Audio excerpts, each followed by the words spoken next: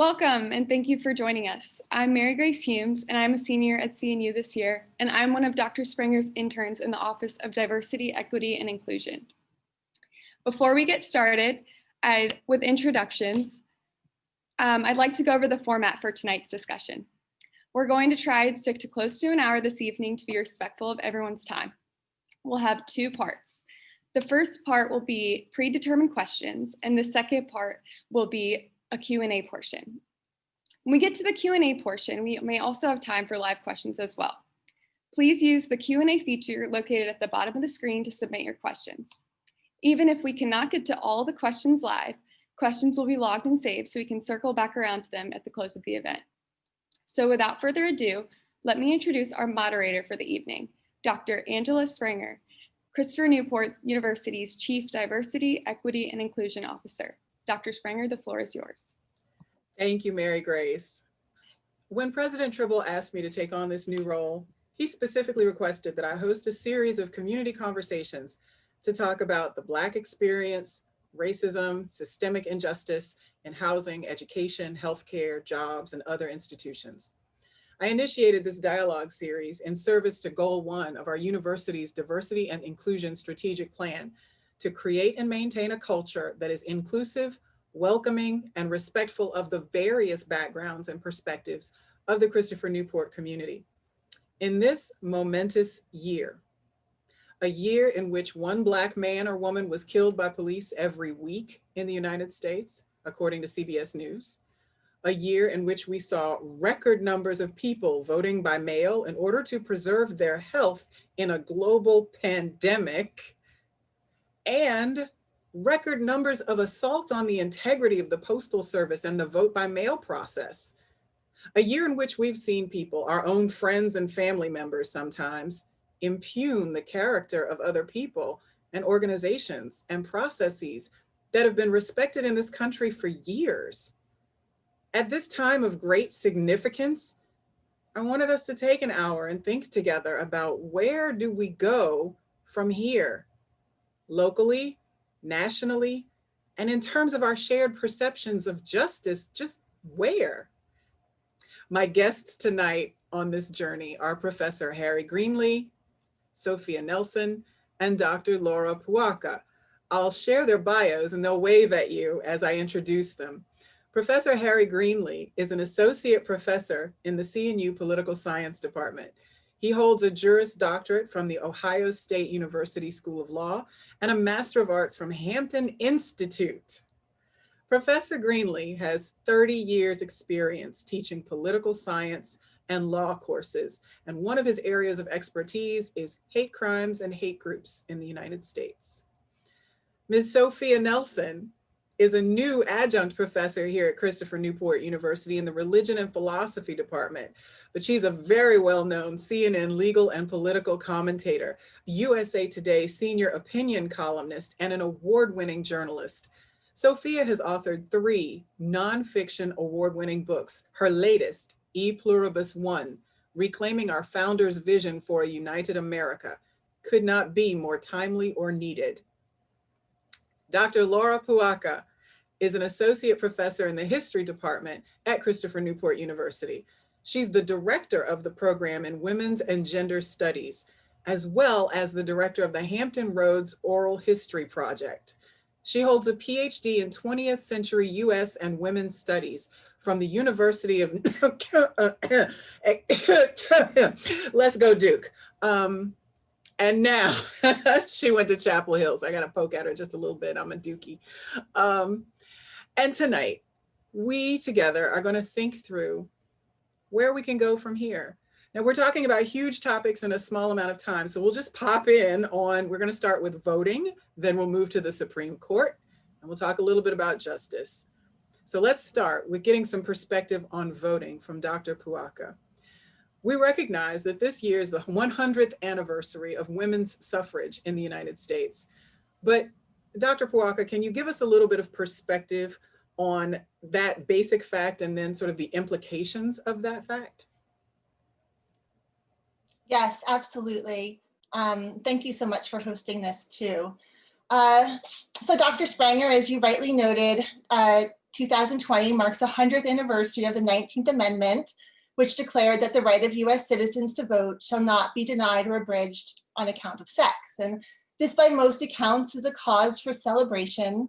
Most history books will tell you that this amendment was a long time in the making, that it was made possible by dedicated groups of women and some men who protested and persevered, often against astounding odds, and that in the end, the amendment extended the vote to the female half of the population. Now, the ratification of the 19th Amendment in 1920 was certainly a momentous achievement and certainly an uphill battle. It expanded the democratic process and it paved the way for the historic election of Kamala Harris as our first female, Black, and South Asian vice president 1 century later. But the struggle that surrounded this early suffrage campaign is much more complex and much more contentious than this familiar narrative conveys. And so as we get started tonight, I just thought I'd share a few thoughts about this longer, more complicated history in order to provide some context for what is happening today. Now, I should note, and as Dr. Spranger mentioned as well, I'm a historian. I specialize in the history of women and social movements. And as a historian, I'm especially interested in the stories that we tell and how we remember the past. So who is included, who is excluded, and why? Now, the story of women's suffrage gets at the heart of these issues. The famous suffragists, Susan B. Anthony and Elizabeth Cady Stanton, are, of course, especially well known in large part because they put themselves at the center of the narrative that they literally wrote. And that became the basis for later histories.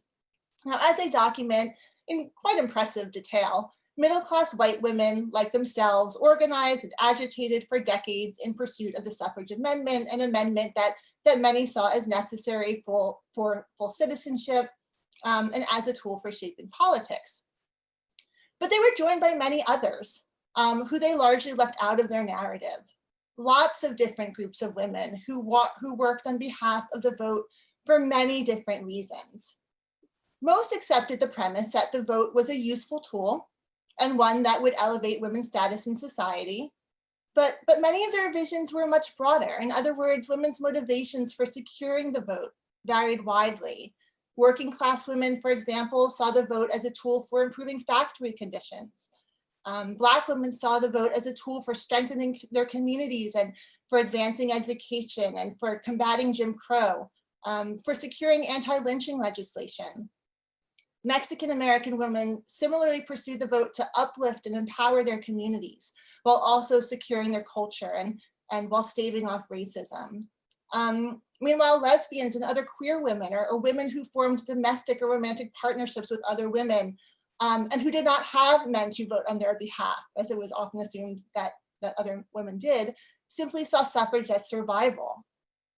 While sometimes these various groups joined together in what were often uneasy coalitions, at other times they were quite at odds. Indeed, the story of suffrage is one of tenuous alliances and as well as betrayals. White middle-class women suffragists routinely invoked racist and nativist arguments in order to advance their own agenda. And at other times, they explicitly excluded women of color from their organizations and activities or relegated them to separate segregated sections. And so if this conventional narrative of women's suffrage is incomplete, I would note it's also inaccurate in many ways. It deserves pointing out that women in Western states already had the right to vote before ratification. But perhaps more importantly, however, is the fact that even with ratification, numerous groups of women remained without the vote. Native American women, including suffragists who had worked to gain the vote, would not even be considered citizens for another 4 years.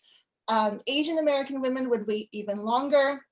Meanwhile, many Black women, like many Black men, were prevented from voting through Jim Crow laws. And so if the 100th anniversary of the 19th Amendment is a time for celebration, it's also a time for reckoning. And as we forge ahead, I think we need to sort of try to understand just how much politics have been pried open, but also what challenges remained. And in doing that, I think it's important for us to try to take an inclusive view of both the past and the present. So I will end my remarks there and turn it over to my colleague. Thank you. Wow, Laura, that was amazing. And I love that word, a reckoning. This year has definitely been a year of a reckoning. Sophia, I would love to hear from you on the role of women in current election times, the current election cycle or in the recent history. What is your take on this, connecting the past to the present with regard to women and voting? First, thank you for having me. It's great to be with you all. I think Laura hit it out the park, just giving us a very quick history, which isn't easy to do. She packed a couple hundred years of stuff into a matter of minutes. So good for you, Laura. But obviously, we are in a profoundly historic moment right now with the election of our first female vice president of the United States. And I think that playing off a little bit of what Laura said about how historically race has played a role and gender has played a role in everything about America, our politics, et cetera, when you go back that it took us 100 years, literally 100 years, which I find fitting that the first woman vice president would be elected 100 years later. A century literally had to pass. And that woman would be a woman of color, I think, is particularly significant because the conventional wisdom, if you looked at Geraldine Ferraro in 1984, if you looked at Sarah Palin in 2008, you had one Democrat woman, one Republican woman. The assumption was a white woman would be vice president first, just by norms of how we conduct things. So I give Joe Biden a lot of credit for breaking the rules, I think, in a sense. First of all, he made clear he was going to choose a woman. And then I give people like Amy Klobuchar a lot of credit because allyship and solidarity and the sisterhood means I got to be willing to give up something so that you can get something. And what Amy Klobuchar did, if you recall, during the primaries, after Biden had won and it was clear he was going to pick a woman, I honestly believe Klobuchar was probably very high on his list because she came from the Midwest. Biden understood he had to rebuild that blue wall. So picking Kamala Harris of California, which is reliably blue, really didn't get him anything in the sense of electoral votes. But if you recall what Amy Klobuchar did, she said, I'm taking my name out of contention because I believe it's time for a woman of color to be on the ticket. And that was a bold move that kind of sent shockwaves throughout the party because it then forced a number of other white women who were, Gretchen Whitmer in Michigan and Warren and others to kind of step back and say, yeah, okay, we probably really need a woman of color. So I think we're in an interesting and amazing and historic moment. I expect great things from this first female vice president. That's awesome. Thank you so much. We could stay right there, couldn't we? And just kind of keep picking that apart and thinking about the role of women of color in American politics and American culture and the allyship that Sophia mentioned. I wrote that down because that's a key word that maybe we can come back around to, reckoning and allyship. Wow. But let's talk a little bit more in this. I'll open this up to Sophia, certainly you or Harry, if you want to jump in here, but let's talk about the role of women in government in the United States, in Virginia. In elections, we actually have some women who are delegates right here in our part of Virginia. What thoughts do you have, opinions about women in government and the future of this country? Let me just segue into that this way. The best thing that ever happened to women holding office in the last 4 years was Donald Trump. In Virginia, in the Commonwealth of Virginia, since I was a law student at Washington and Lee University in 1991, never forget it, women in the Commonwealth of Virginia in politics and leadership was nil to non-existent. Fast forward to 2017, Donald Trump wins. The women have these big marches. And the 2017, 2018, 2019 elections were a blue cyclone in the Commonwealth of Virginia that ushered in women delegates in historic numbers, that now we have a female Speaker of the House. We have a female majority leader. We have not one, who used to be Barbara Comstock, was the only Congresswoman in the delegation. We now have 3 congresswomen. So in 4 years' time, the politics of the nation took root, not just in the Commonwealth of Virginia, but in all kind of places throughout the country, with historic numbers of women being elected in 2018 to the Congress, a woman Speaker of the House reelected.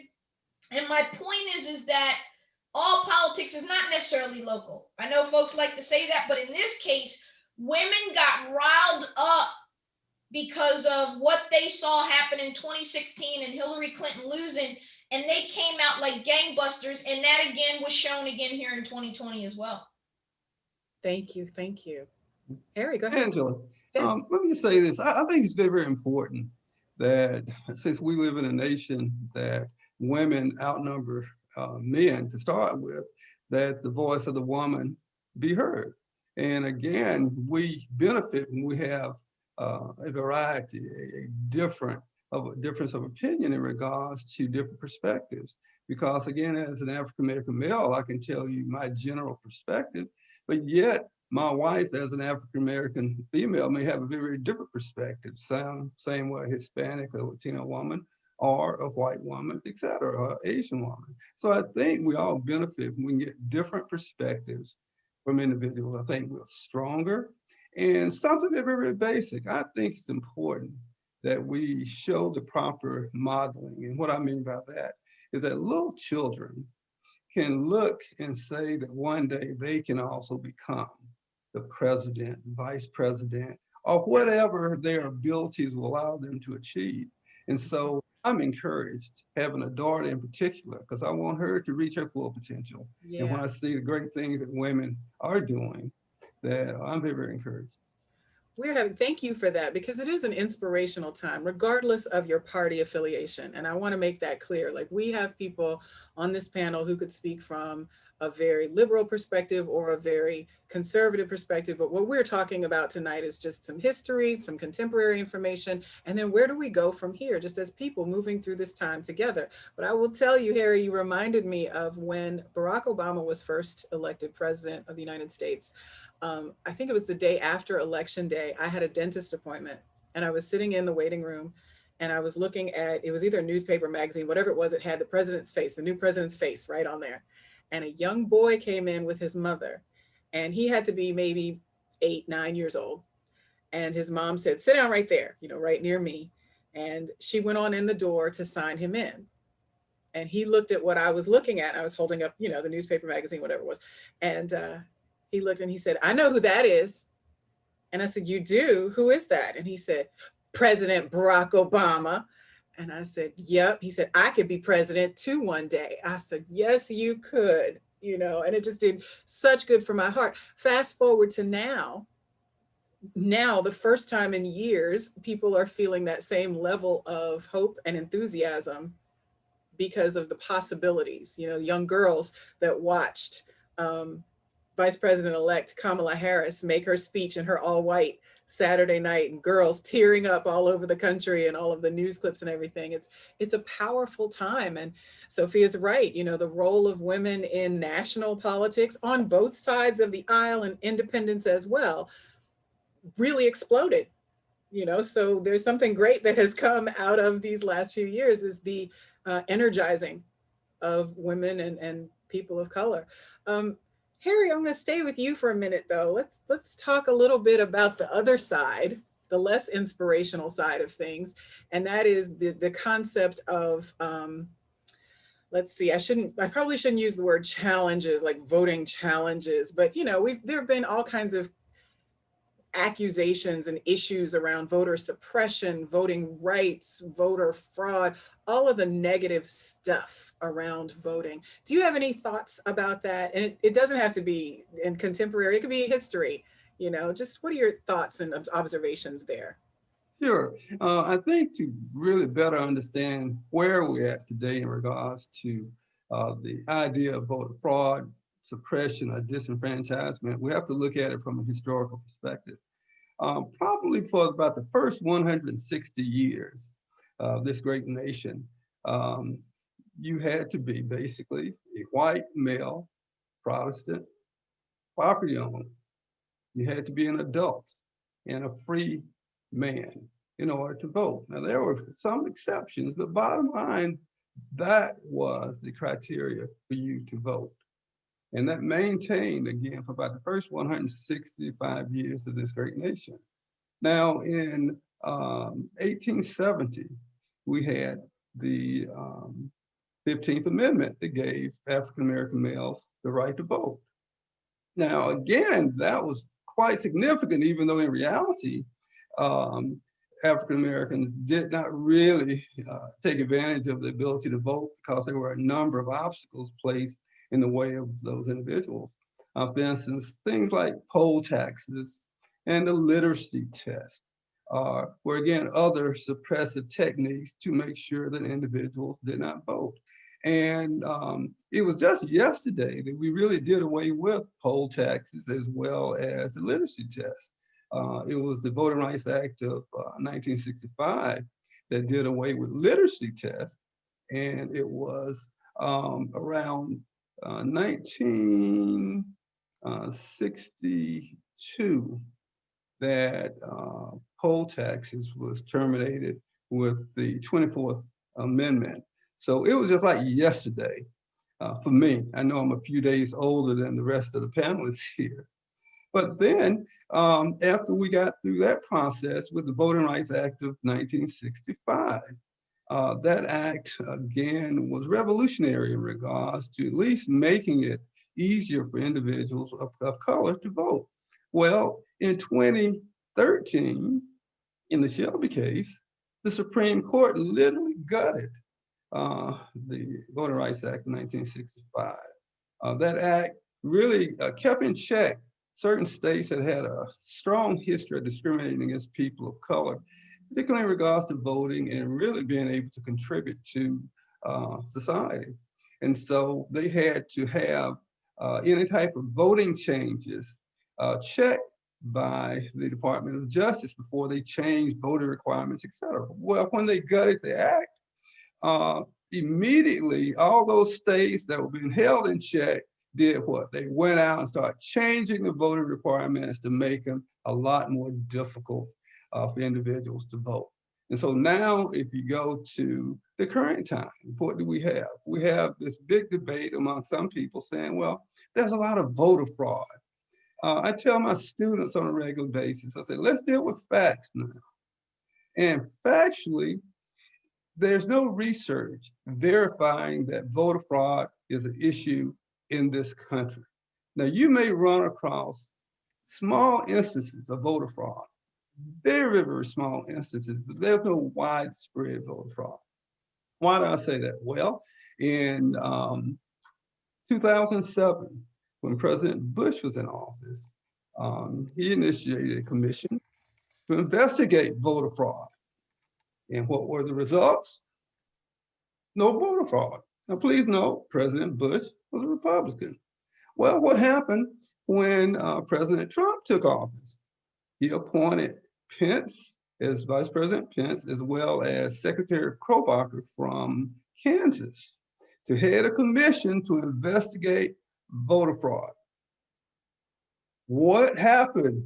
No one ever saw any results because they didn't find voter fraud being a problem. And it's my understanding, again, from Sophie, she mentioned earlier, I believe, that the current Homeland Defense has basically articulated that the voting this year has been very valid, reasonable, fair, and really almost devoid of fraud. So again, it's really a myth. And unfortunately, we have focused on, and in reality, it's been more voter suppression.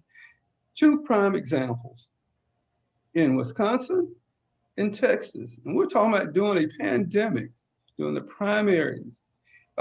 You had individuals who had to stand in lines for hours and hours and hours in bad weather, trying to socially distance in order to go and vote. Why?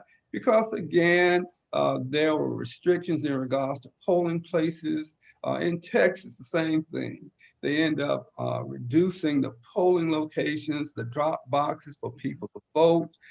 They basically reduce that number.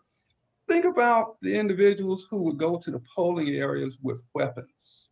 to intimidate individuals. Yeah. And don't forget the voter IDs.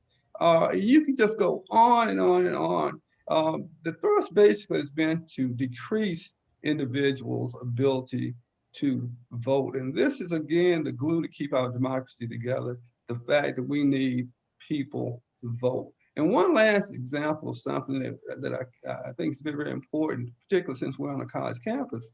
Many of our students don't understand the fact that their ability to vote at 18 is really a recent phenomenon, because it was the 26th Amendment that gave them the right to vote from 21 down to 18, and that was just yesterday. Yeah. And so we need to, again, appreciate where we've come from to basically address where we're at right now. So again, I do believe that this past election, from a factual perspective, has been very, very, very good. It's been very, very fair. And again, voter fraud hasn't been an issue. I'm just glad that the investigations of it have been demonstrating, and the records that are being shared with the American public have been demonstrating that, okay, this accusation was made here, we've investigated it, this is what we've found. Angela, Period. can I jump in real quick? Yeah, Sophia, do speak to, we had a couple questions come up in the Q&A. Right. Why don't you address the first one? So two things first. One, I want to say that I agree with Harry, but what's more important is for those who are more on the conservative side of the aisle, go to the Heritage Foundation. They did a phenomenal study over years looking at all of our elections dating back decades and longer to see what kind of fraud there was, and they found little to none.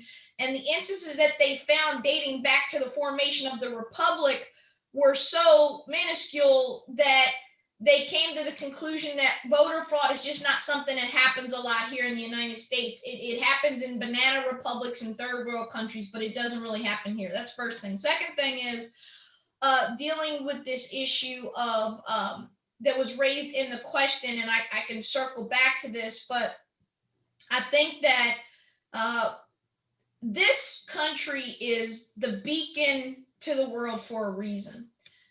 It is that shining city on the hill. It is the light because we are open, we are free. The right to vote is one of the things we have here, that it's the envy of the world, the way we peacefully transfer power and the way we do that. So when there is an assault on the integrity of our elections, that becomes problematic. And before we came on air tonight here for this forum, the Department of Homeland Security issued a statement that these were the most secure elections ever that we just had. There was no fraud, no illegal voting. This is the Department of Homeland Security, which is run by Republicans appointed by the president. It's important to say that. So let me answer these questions.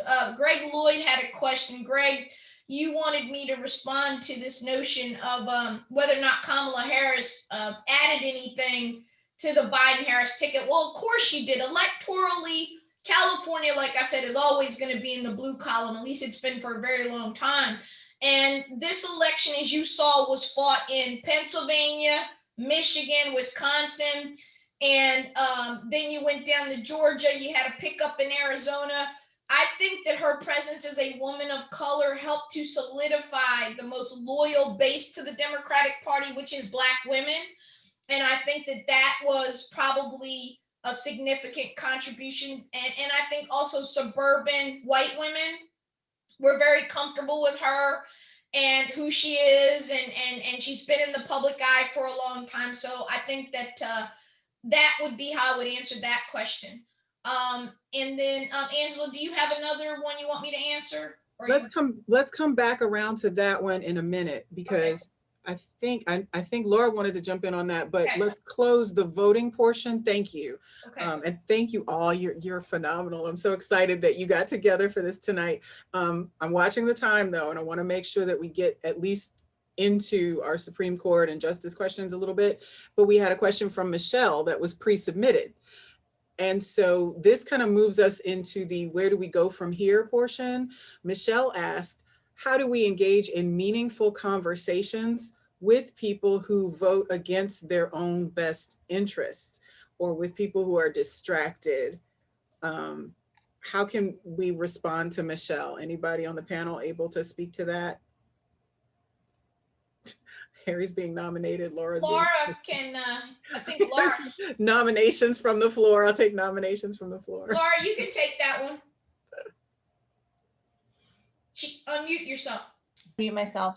There we go. I mean, I think so much of the key to it is just honest, earnest efforts at education and trying to engage with people. And in some ways, I think it might even connect back to Greg, right? You had raised a question about allyship. And when I sort of just think about myself and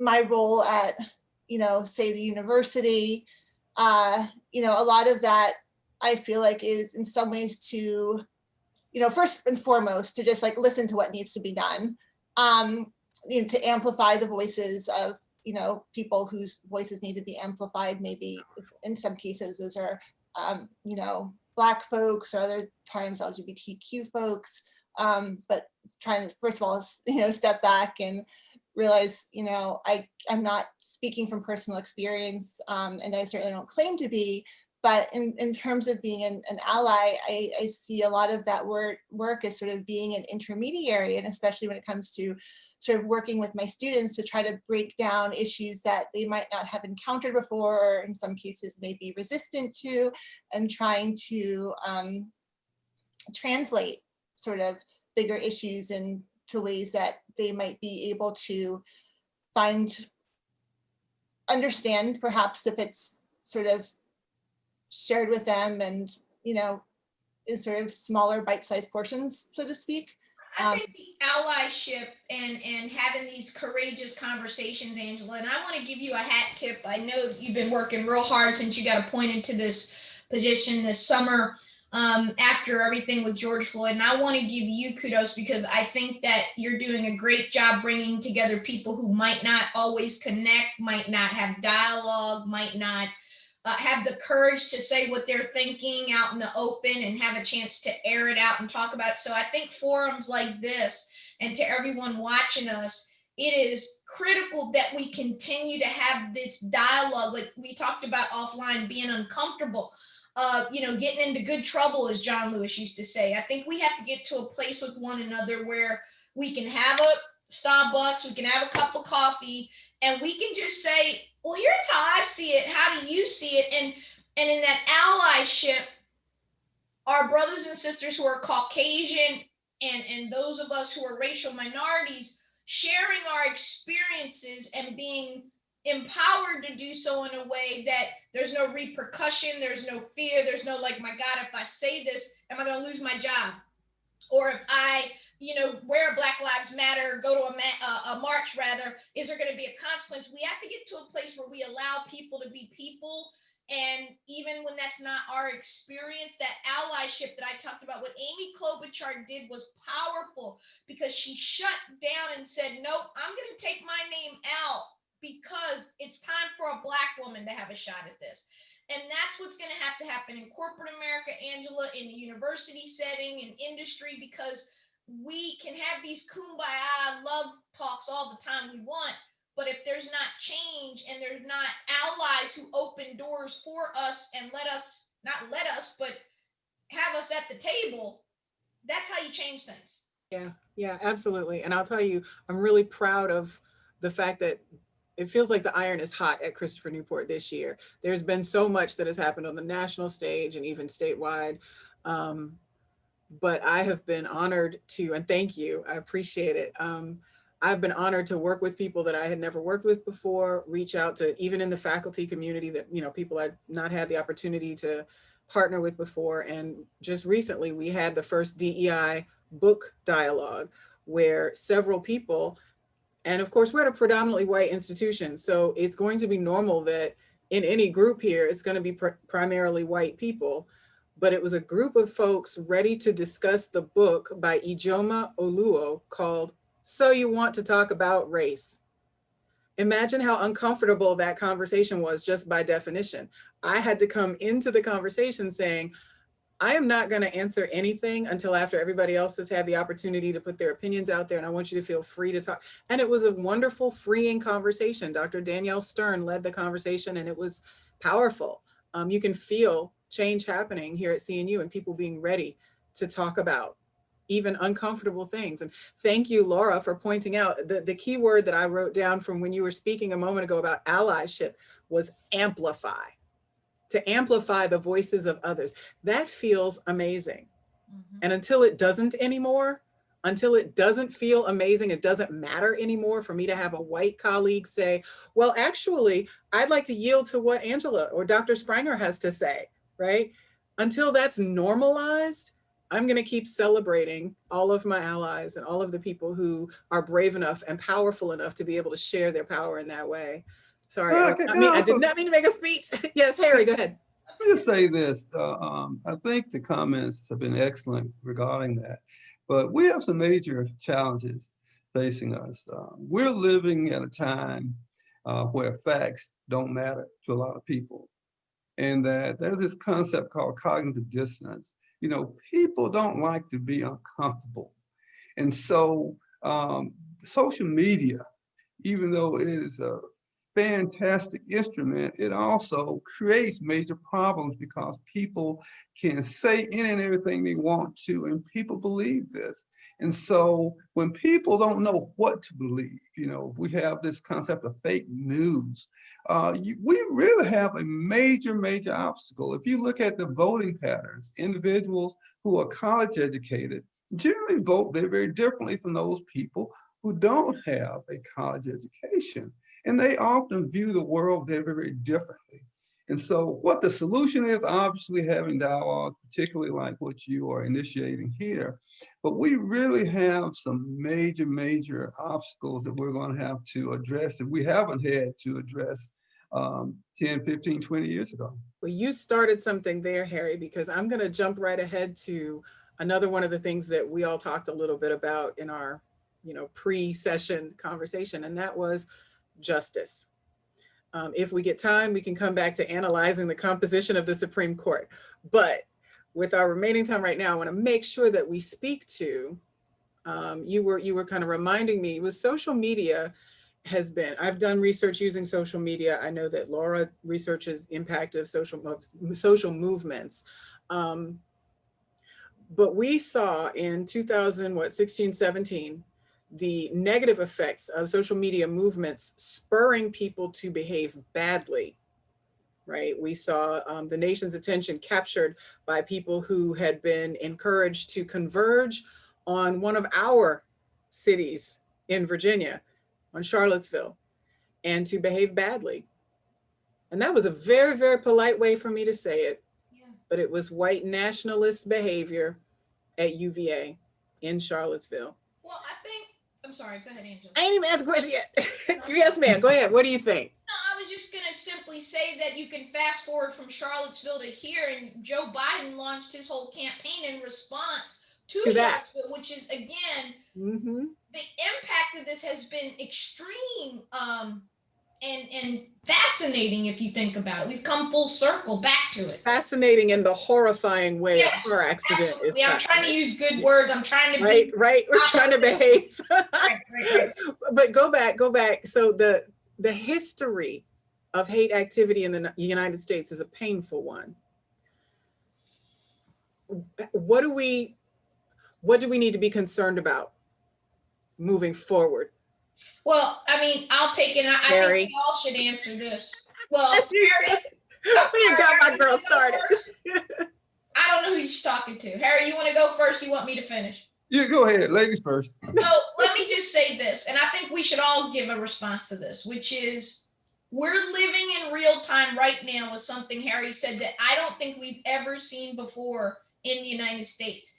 And it is intentional misinformation that is driving a wedge between Americans by race, by class, by region in a way that we probably haven't seen since the Civil War in this country, or pre-Civil War, when you had one faction of the country that was anti-slavery and another that was pro-slavery. And so, and people will say, well, how can you make that analogy if you're breathing right now and you're paying attention?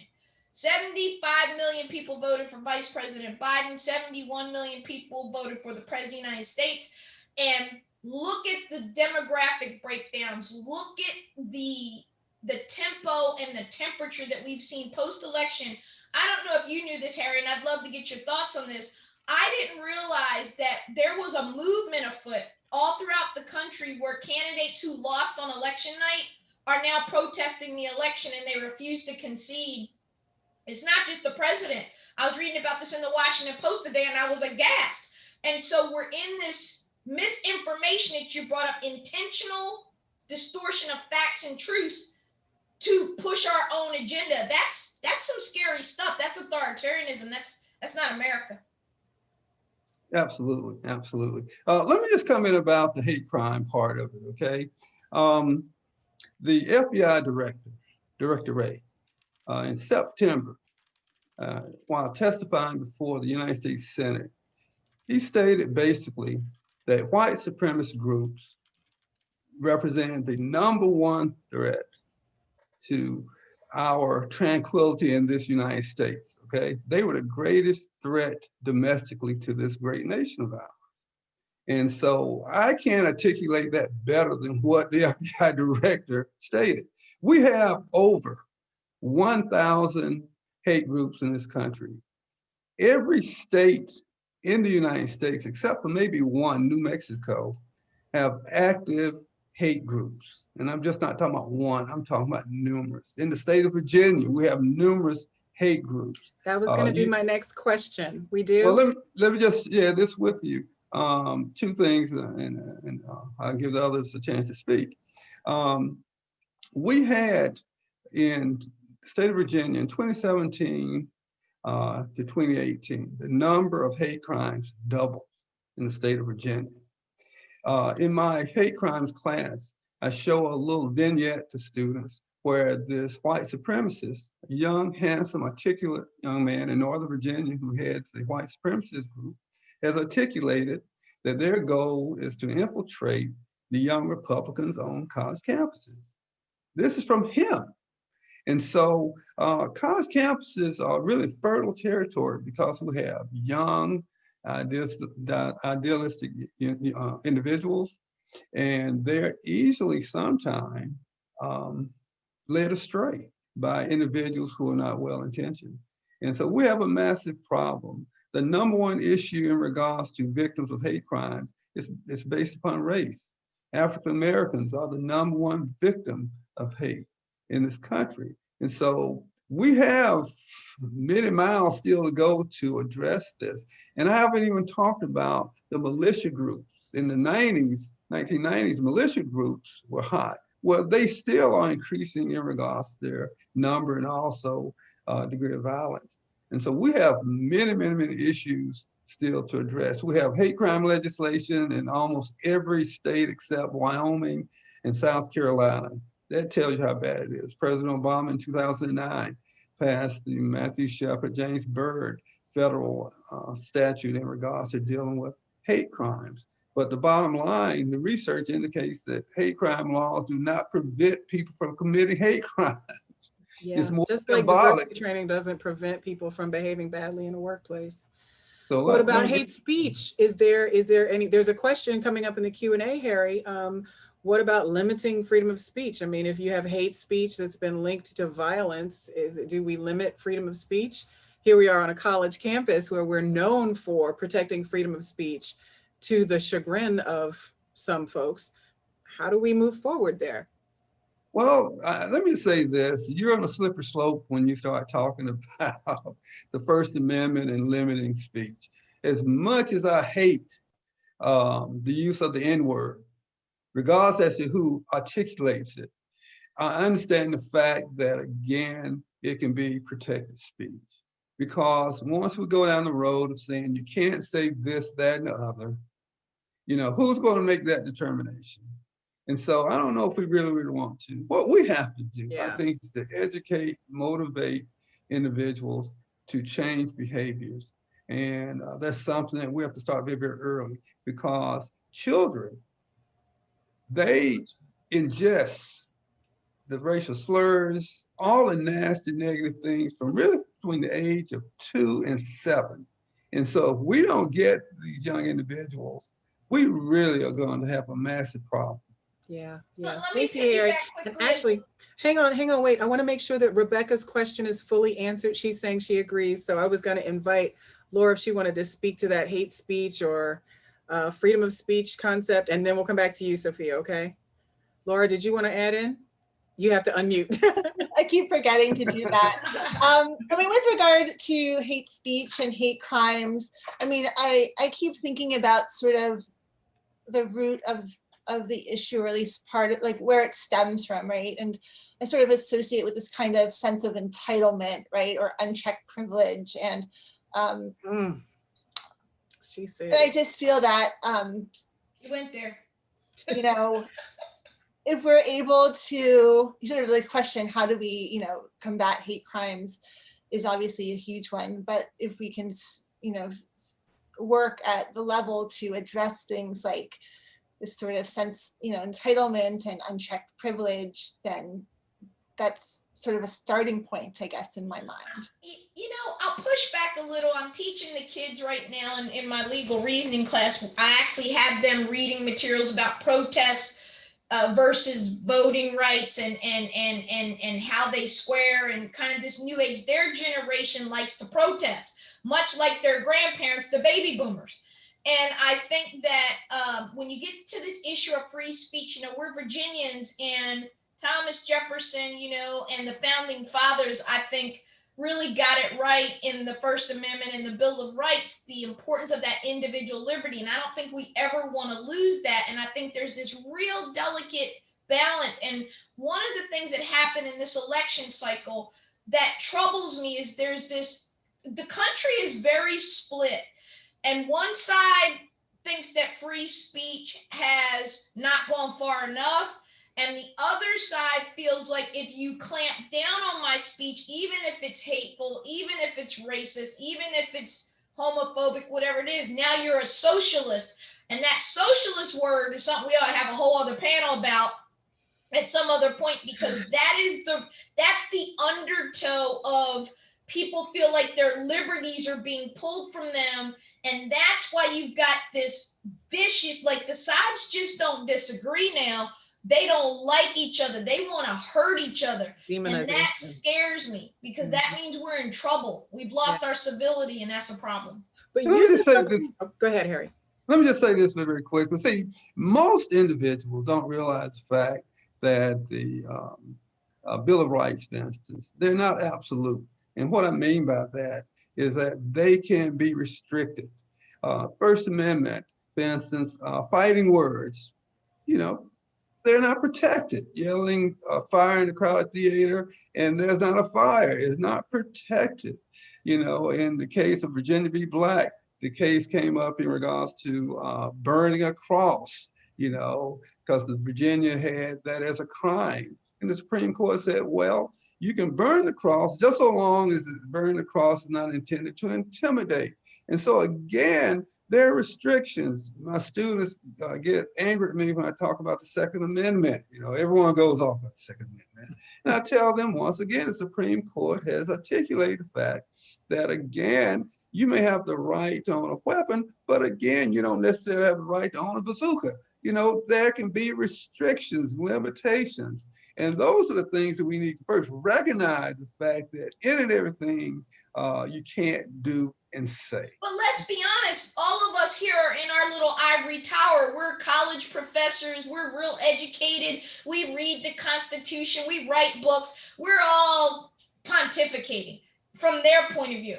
When you get out into these streets are hard, and people aren't educated. They don't know what you just said. You're right, the Supreme Court. I'm a big gun owner, Second Amendment girl. That's real. But I also think there ought to be some reasonable laws about getting your background checked and other things, because that's common sense, right? But other people would see me as a communist, I mean, you know, I can get in a lot of trouble, probably gonna get some hate calls after this is over and death threats. They happen all the time. And I'm being serious about this because the fact that the electorate's not educated on the nuances that we are all discussing tonight on a college campus is what what you see this division in our country right now, why it's so visceral and so hateful. It's misinformation and not having the right information that is hurting this democracy right now. It is, and our refusal to work across, you know, from this side to that side, or across perspectives, and for me to accept and acknowledge that you believe this, but I believe that, but we could still, you know, treat each other with dignity and respect. It is a big deal. And one thing too that I think has gotten a little bit painful this year has been, I think Harry was talking about it, or maybe Laura, about how our students, and I do want to bring it back around in our last few minutes to sort of where do we go from here? How do we move forward? How do we advise our students who come to us for advising, or in the classroom or whatever? We're not going to get to the Supreme Court tonight. We'll have to try another time. But when we are talking to our young people, I am seeing a lot that in 2020, you have that energy that y'all have mentioned in the younger generations, the millennials, the Gen Z folks. The young folks are hot and ready to protest every day, right? We're going to march, we're going to protest, we're going to march some more, we're going to protest. And that skipped my generation. I'm kind of an old Gen Xer. I was never in a marching, protesting generation. And so what I might think is the solution might be a dialogue, might be a conversation, might be a letter, might be a meeting with a congressperson. You know, I might have a different approach to it. And what we're perceiving is so much anger pent up, so much frustration, that even if you're claiming to be on my side, even if you're claiming to want to represent me or talk to me or talk for me, I'm going to hurt you if you don't do it the way I think you're supposed to do it. If you don't, you know, go out guns blazing to assault and attack the person I'm angry at, then I'm going to be assaulting and attacking you. Is that, are you getting that? Does that make sense? And so I think that we've got to find ways to understand each other's lanes and make room for each other.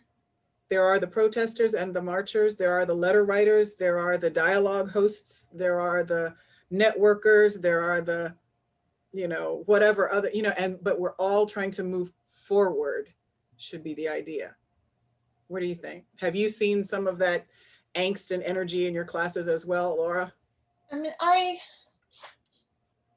don't know if this is because of my field being in history. You know, sometimes I encounter students who, and I don't know if it's because like a lot of the footage is in black and white, but sort of seems to associate racism with a thing of the past, of a bygone era. And I actually had a really interesting experience tonight. And, you know, I was teaching I was teaching my like intro to US history class, the second half. And we were spending one of several days on the civil rights movement. And I showed them part of Eyes on the Prize, just 10 minutes from Little Rock 9. And, you know, I've taught this class maybe, you know, over and over again since I've been here for 13 years now. But for the first time, like I showed this 10-minute clip, and as soon as it was done, like 4 or 5 students instantaneously, they just were like, oh my gosh, like this is now, like this is happening now. And they were able to sort of, they recognized, I mean, it wasn't identical, obviously, like what they saw on the screen wasn't identical, but they were able to recognize very clear similarities. And even though it was an online class, I could sense that their outrage was like legit. And so that was, of course, like the subject matter was distressing, but the fact that they were able to sort of like connect with it and see the injustices and feel so strongly and impassioned and desiring to do something was really heartening. Yeah, that is it. You can't help but feel that, right? With our young people getting, you know, it just feels like such a historic year and such a historic moment. And watching other people go through it, watching other people experience it. I had someone on election day messaging me that they were in tears almost, and they were heartbroken to see the way the vote was being split, the way people were, you know, sort of protecting a system that seemed to be so antagonistic. And I couldn't offer anything.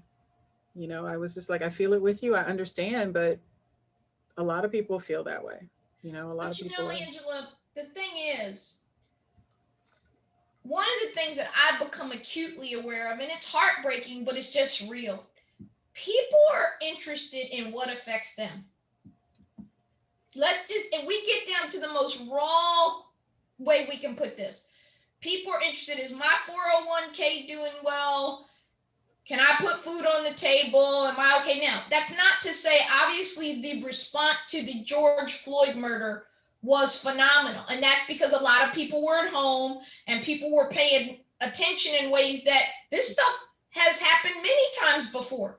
Yeah. But the fact that people saw it and their kids, when I talk to people my age or people, got kids that are teens or in college, whatever, and they say, it was my kids that brought the video to me. It was my kids that said, Mom and Dad, we got to go march. We got to do something.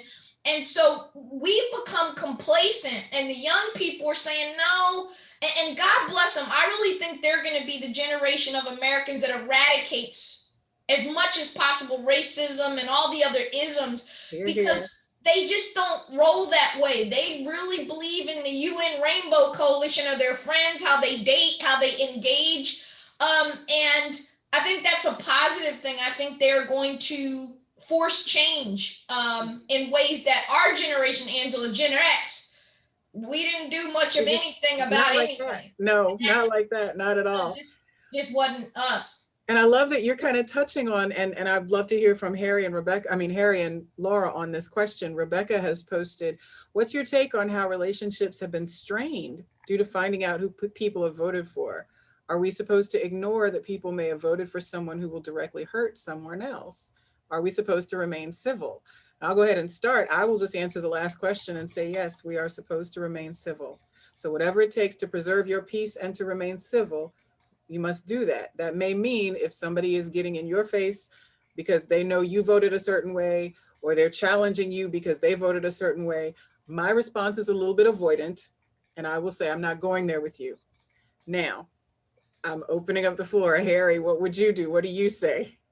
Well, I think it's essential. Laura, unmute yourself. Oh, oops, sorry. Good? All yeah. Right. There's no question that we have to remain civil, because generally violence does not resolve anything. It really results in more violence.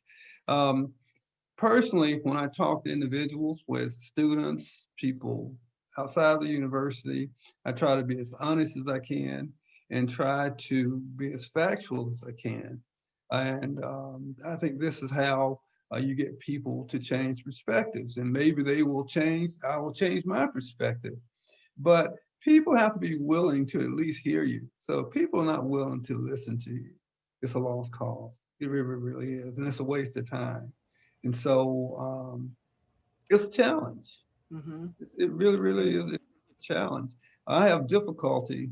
I have a friend of mine. In fact, I'm the godfather for his son. And he voted for someone who I just cannot figure out how in the world he voted for that person. And I have great difficulty talking to him because he refuses to deal with facts. Mm. And so it's tough. Maybe I'm not the right one to talk to because I'm still struggling with that myself. So but I'll say this, let me just say this lastly.